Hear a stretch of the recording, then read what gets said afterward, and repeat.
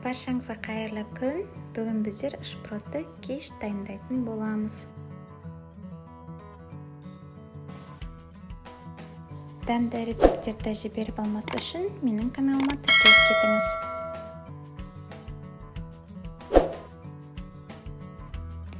Ұнға туралған салқын сары майымызды саламыз. Кейін жұмыртқамызды салып, қамыр илейтін боламыз.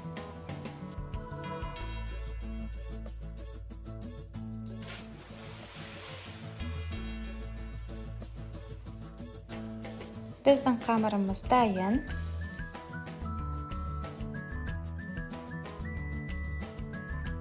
Қамырды тынықтыру мақсатында 30 минутқа холодильникке салып алатын боламыз.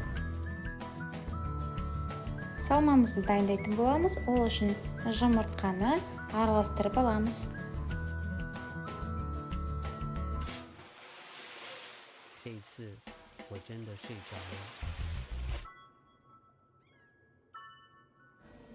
Кейін 20%-дан жоғары қаймағымызды салып араластыратын боламыз.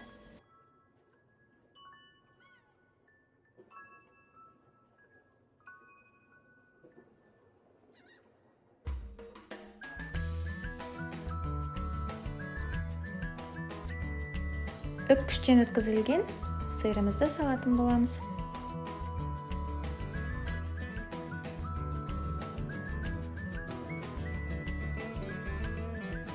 Барлық қоспамызды жақсылап араластырып аламыз.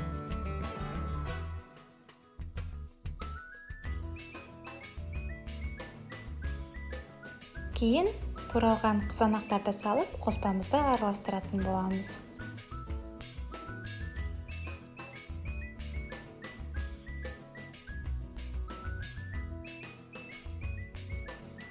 Формамызға пергамент қағазын төсеп, қамырымызды қолмен жайып шығатын боламыз.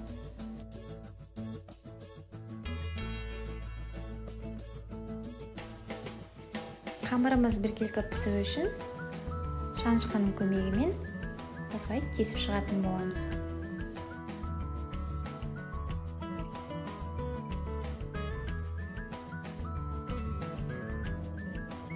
Ендігі кезекте дайын қоспамызды формамызға құятын боламыз.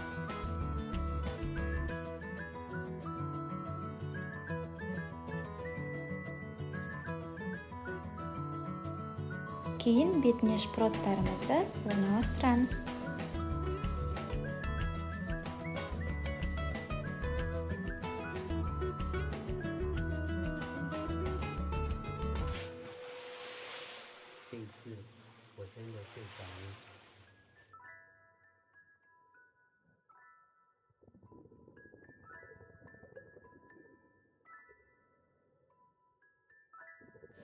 Қызып тұрған пеште әбден қызарғанша пісіріп алатын боламыз.